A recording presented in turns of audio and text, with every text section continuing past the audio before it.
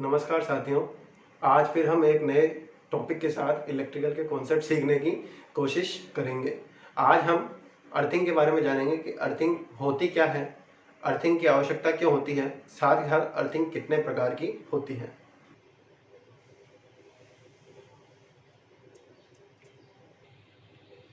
सबसे पहले हम अर्थिंग के बारे में जानेंगे, अर्थिंग क्या होती है। तो बेसिकली जो अर्थिंग होती है उसको हम ये कह सकते हैं, कम प्रतिरोध तार की मदद से विद्युत ऊर्जा के तत्काल निर्वहन को पृथ्वी पर सीधे ट्रांसफर करने की प्रक्रिया को विद्युत अर्थिंग कहा जाता है। अर्थिंग लीकेज करंट को सरल मार्ग प्रदान करता है, या हम ये भी कह सकते हैं किसी उपकरण का वो भाग जिसमें से करंट का प्रवाह नहीं होता है को धरती के सामान्य पिंड से जोड़ने की प्रक्रिया को अर्थिंग कहते हैं। इससे तात्पर्य यह है कि किसी भी उपकरण या मानव को शॉक लगने से बचाने के लिए, या हम किसी उपकरण को ये बोलें कि भाई उसको बचाना है, प्रोटेक्शन देना है, तो हमें सामान्य तौर पर अर्थिंग की आवश्यकता रहेगी। अभी हमने परिभाषा में पढ़ा कि भाई वह भाग जिसमें से करंट फ्लो नहीं होती है उसको अर्थिंग, धरती के सामान्य पिंड से जोड़ने की प्रक्रिया को हम अर्थिंग बोलते हैं। तो कहने का मतलब यह है कि अगर हम सप्लाई जहां पर नहीं आ रही होगी किसी भी उपकरण के अंदर, उसी भाग या उसी बॉडी को हम क्या करेंगे, अर्थिंग से जोड़ेंगे, जिससे कि इन फ्यूचर कभी भी अर्थ फॉल्ट आने की दशा के अंदर जो ओवर करंट होगी, एक्स्ट्रा करंट होगी, उसको सीधे रूप से अर्थ में उतारा जा सके। तो साथियों, अब हम अर्थिंग की आवश्यकता को देखेंगे। हमें अर्थिंग की आवश्यकता क्यों होती है इसको भी जानना बहुत ज़रूरी है। सबसे पहले हम देखेंगे कि अर्थिंग हमें बेसिकली इसलिए आवश्यक है क्योंकि फ्यूज उड़ने से बिजली के झटके या मौत के खतरे से मानव जीवन को बचाने के लिए, यानी गलती प्रवाह के लिए एक वैकल्पिक मार्ग प्रदान करने के लिए, ताकि यह उपयोगकर्ता को खतरे में न डाले। तो साथियों, इस पॉइंट से यह तात्पर्य है कि अभी हमने देखा था कि भाई कभी भी फॉल्ट उत्पन्न होगा तो वो केवल और केवल मात्र किसी भी उपकरण की बॉडी में से फ्लो होने की कोशिश करेगा, तो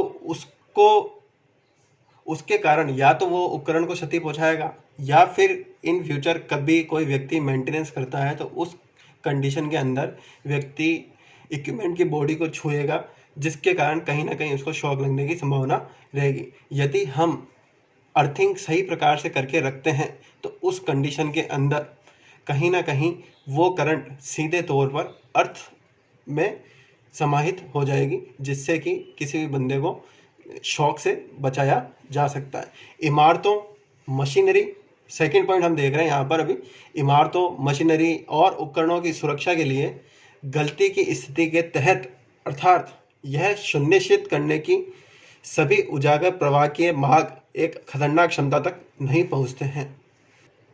तो साथियों, इससे तात्पर्य यह है कि कभी भी इन फ्यूचर हमारी जो इंडस्ट्रीज होती है उसमें कई प्रकार की मशीनरी, इमारत, साथ ही साथ कई उपकरण वगैरह होते हैं, तो उस कंडीशन के अंदर यदि अर्थ फॉल्ट उत्पन्न होता है या किसी प्रकार का भी फॉल्ट उत्पन्न होता है तो वहाँ पर बहुत ज़्यादा हाई करंट उत्पन्न होती है।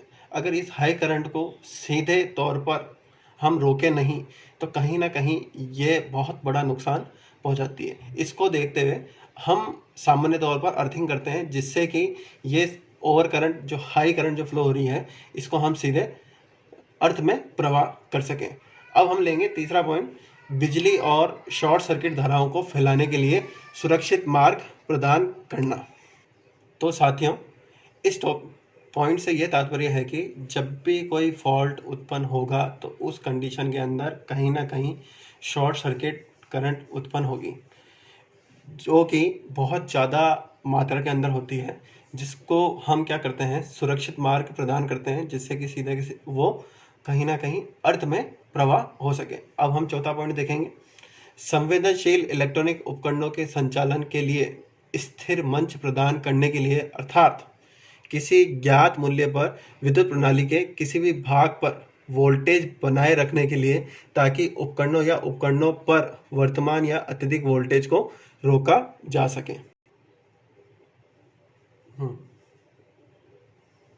तो साथियों, इस पॉइंट में ये बताया गया है कि इन फ्यूचर कभी भी फॉल्ट आए या हम ये बोलें कि भाई फॉल्ट नहीं आया तो भी किसी उपकरण को स्थिर अवस्था में बना के रखना है, क्योंकि हम किसी को प्रोटेक्शन प्रोवाइड कर रहे हैं। तो अगर वो स्थिर अवस्था में तभी बना रहेगा जब हम उसको कहीं ना कहीं प्रोटेक्शन देंगे। अब ये प्रोटेक्शन हम दे रहे हैं तो ये किस लिए दे रहे हैं कि भाई उसके वोल्टेज में अंतर नहीं आना चाहिए, क्योंकि जब भी शॉर्ट सर्किट धाराएं उत्पन्न होती है तो उस कंडीशन में कहीं ना कहीं वोल्टेज में कमी भी आती है, और ये वोल्टेज के अंदर कमी मतलब धारा के की मात्रा को बढ़ा रहा है, जिससे कि कहीं ना कहीं उपकरणों को फेल होने की संभावना रहती है। साथियों, अर्थिंग 4 प्रकार की होती है: pipe earthing, plate earthing, rod earthing, water tank earthing. सामान्य तौर पर 2 प्रकार की अर्थिंग, पाइप और प्लेट, यह जीएसएस के अंदर उपयोगी साबित होती है।